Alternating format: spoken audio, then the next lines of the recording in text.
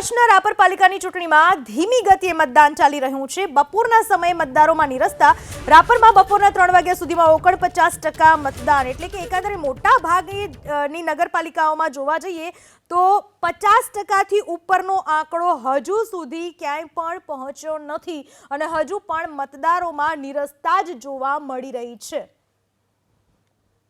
સ્થાનિક સ્વરાજ્યની ચૂંટણીમાં રાપર નગરપાલિકાની ચૂંટણી જે છે તે યોજાઈ રહી છે।